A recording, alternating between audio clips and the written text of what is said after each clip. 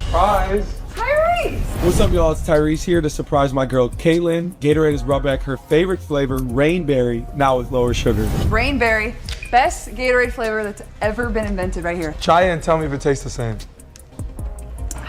Even better than I remember. It's not even close. It shifted when the money became impossible to ignore. Because when the reported $50 million endorsement numbers started circulating, the conversation changed again. Suddenly, this wasn't just about readiness, it was about leverage. And leverage makes people uncomfortable. Caitlin Clark is breaking the internet for the second consecutive day. Yesterday, we was blessed with new Caitlin Clark workout footage. And I'm here to tell you, today, she is definitely getting in her bag because Gatorade has released a new flavor featuring Caitlin Clark on the cover. Now, if you guys didn't know, Caitlin Clark got a bunch of sponsors. Gatorade, Stanley, Nike, it don't matter. Whatever Caitlin Clark goes on, it's an instant hit, and it looked like this new Gatorade flavor Rain is doing the same thing. For months, the narrative was framed around patience. Let her grow, let her adjust, let her earn it. But you don't hand out multi-million-dollar deals to projects. You don't anchor national broadcasts around development pieces. You don't restructure media schedules around someone who's not ready. You do that for market force. And that's where the hypocrisy starts to surface. Because if she truly wasn't ready for Team USA, why was she already driving ratings? Why were networks reshuffling programming windows? Why were sponsorship numbers accelerating instead of stabilizing? The explanation can't be both ways. Either she's early or she's inevitable. It can't be convenient depending on the segment. Now here's the part nobody says out loud. Money changes power dynamics. When an athlete becomes this financially impactful, the conversation shifts from can she play to who controls the narrative.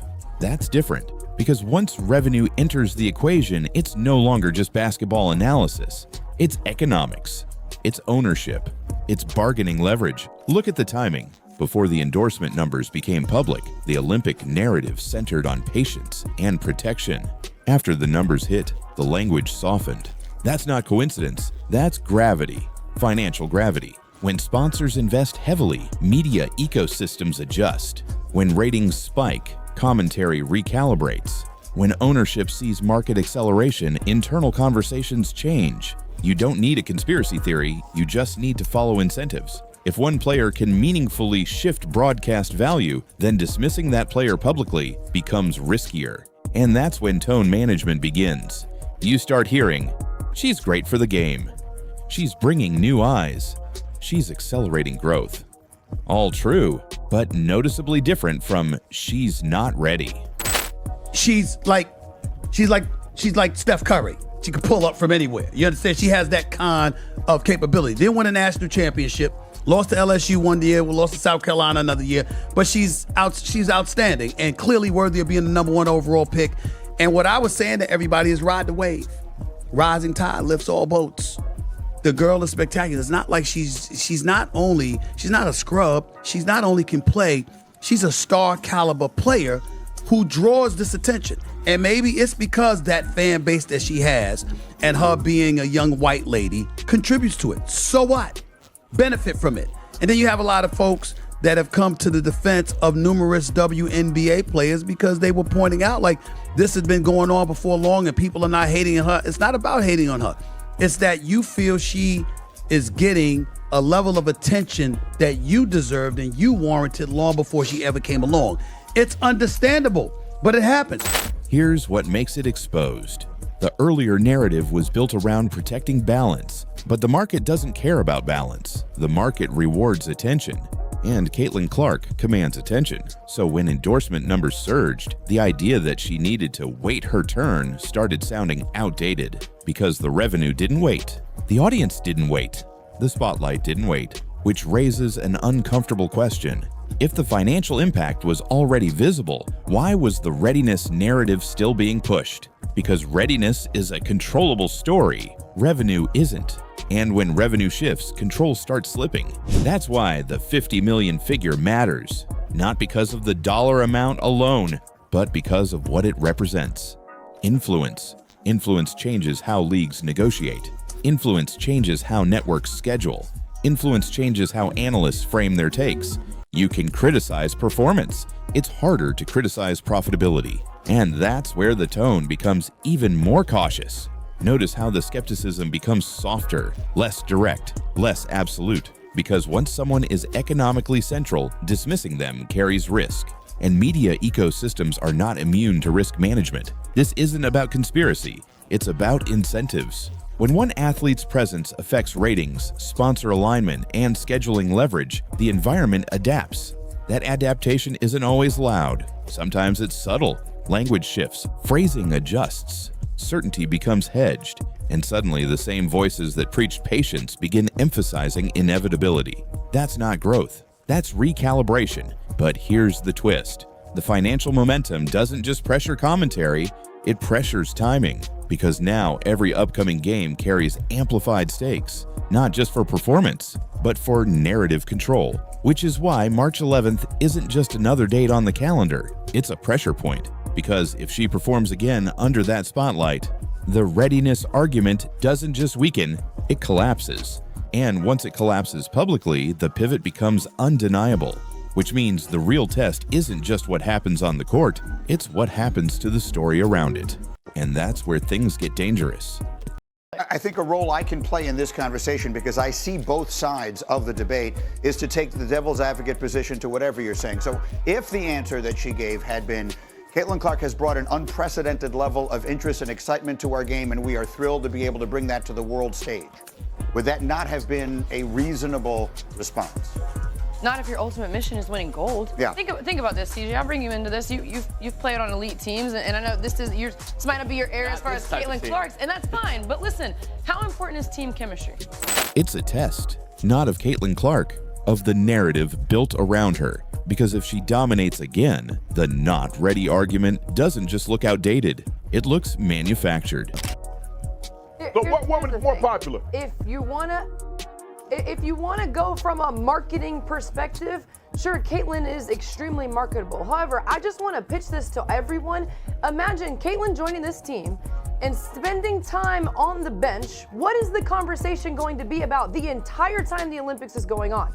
Why isn't Caitlin getting more minutes? Why isn't Caitlin playing? I'm sure people will tune in, but what will the conversation be then? I think it's really interesting. Head coach Christy Sides for the Indiana Fever said that a monster was woken up in Caitlin Clark, and I think that is wonderful. I think motivation for Caitlin is wonderful. I'm going to say this, a monster has been woken in all of the women that were selected for the Olympic team also, because the conversation is again centered around Caitlin Clark. Think about where we are right now. The Olympic snub was framed as protection. The debut softened the criticism. The endorsement numbers shifted the power. Now there's a second performance coming. And second performances are dangerous. One strong game can be dismissed as adrenaline. Two becomes pattern. And once it's a pattern, you can't sell hesitation anymore. This is why March 11th matters. Because if she controls tempo again, if she bends coverage again, if ratings spike again, the conversation changes permanently. You can't call it early. You can't call it hype. You can't call it development. It becomes momentum. And momentum forces accountability. Here's the uncomfortable part. The Olympic narrative was built on timing. She'll get there. Not yet. Too soon. But what happens if not yet keeps getting disproven in real time? What happens if the adjustment period never actually shows up? Because so far, it hasn't. Her range is there. Her vision is there. Her pace control is there. The only thing that was missing was exposure. Now she has it, which makes March 11th more than a game. It's a spotlight stress test, and the media knows it. Because if she performs again under this level of attention, the framing shifts from cautious to reactive. And reactive media coverage is harder to control.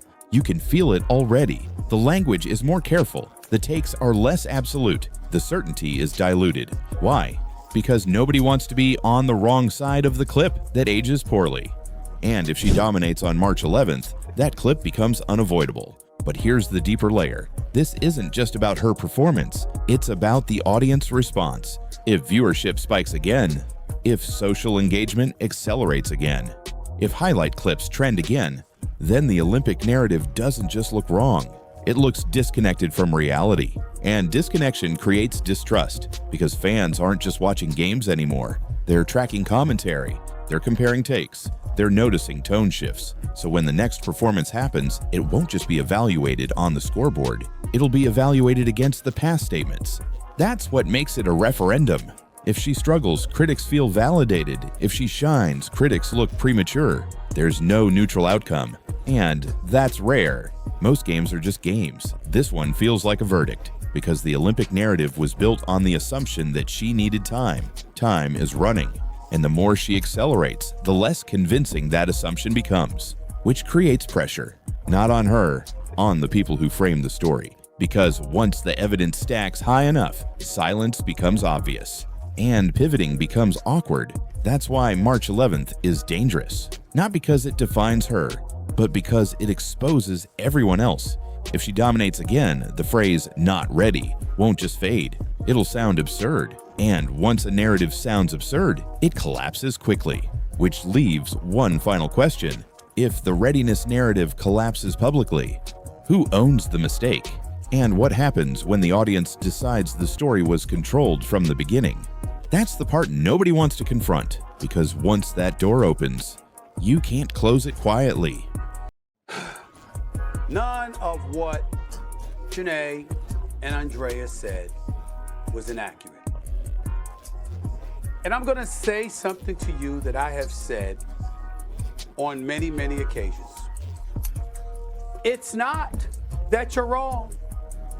It's that we don't care. Everything y'all said does not matter for this particular instance. We don't want to hear anything about Team USA. We know they won 7 straight goals. Put Andrea and Janae up on this screen. I want to look at them this whole segment when I'm talking to them.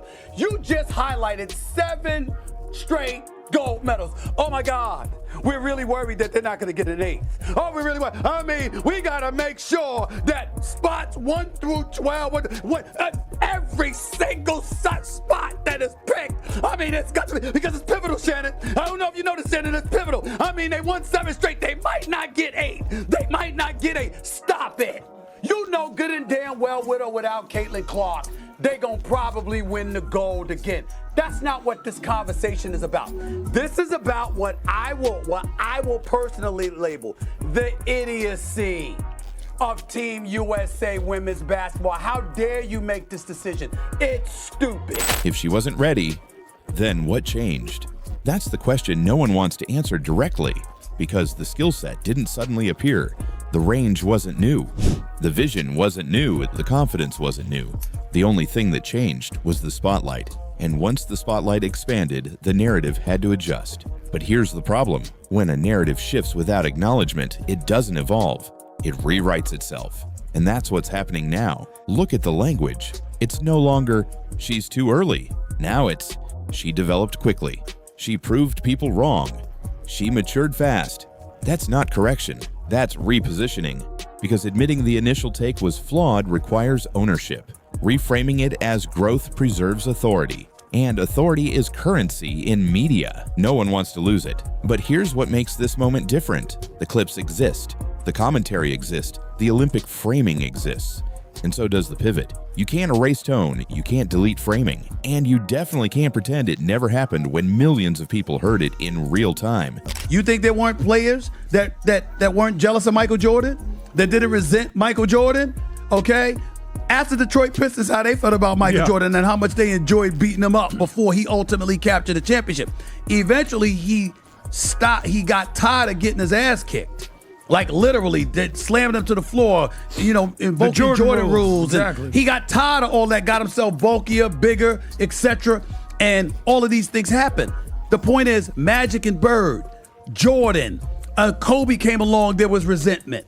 I mean, the list goes on and on. It happens. So to me, there's nothing wrong with the resentment that you may feel towards what she represents. It's actually good because it provokes a level of hostility, which elevates the competitive fervor, and y'all go out there and compete, and everybody gets paid. But unfortunately, you almost feel like you have some folks within the WNBA that wishes that would rather not be in a very fruitful position because of their resentment towards her. And they won't admit it, but I've been talking about it for months. This isn't about attacking analysts, it's about accountability. If you build a narrative around not ready and the evidence contradicts it quickly, you have two options. Admit you misread it, or quietly move the goalposts. And moving the goalposts is easier, because then the conversation becomes about progress instead of miscalculation. But the audience sees it. They saw the caution, they saw the skepticism, they saw the Olympic justification, and now they're seeing the pivot. And the pivot is happening without a reset. That's why it feels awkward, because the narrative didn't collapse dramatically. It dissolved quietly, but quiet collapses are still collapses. Here's the deeper issue. The readiness narrative wasn't just about basketball. It was about control. Control of pacing, control of hierarchy, control of who gets elevated and when. Caitlin Clark disrupts pacing. She accelerates timelines. She doesn't wait for comfort. And when someone accelerates faster than the system prefers, the instinct is to slow them down verbally. That's not malicious. It's protective. Protective of structure, protective of rhythm, protective of legacy. But once the acceleration proves sustainable, slowing it down becomes impossible. And that's where we are. If she continues performing at this level, if the ratings continue rising, if the sponsorship alignment continues expanding, there's no version of not ready that survives that. At that point, the narrative doesn't just weaken, it evaporates. And when it evaporates, you can't walk it back, because walking it back would require saying, "We got that wrong." And public authority rarely volunteers that sentence. So instead, we get reframing. We always knew she'd adjust. She just needed the opportunity. She was growing into it. Those lines preserve credibility, but they don't erase the original framing. And that's why this moment feels bigger than one game. It's not about one debut. It's not about one endorsement. It's not about one date. It's about narrative control slipping. Once the audience begins to question the framing, trust recalibrates. And when trust recalibrates, power shifts. That's the part that makes this uncomfortable, because this isn't just about Caitlin Clark dominating. It's about the realization that the story told about her might not have matched the reality. And once that realization spreads, it doesn't just change the conversation around her, it changes how people listen. And when the audience starts listening differently, the old narratives don't land the same. Which leaves us here. If she wasn't ready, then what changed? The answer isn't her game. It's the story. And once a story collapses in public, you don't get to quietly rebuild it.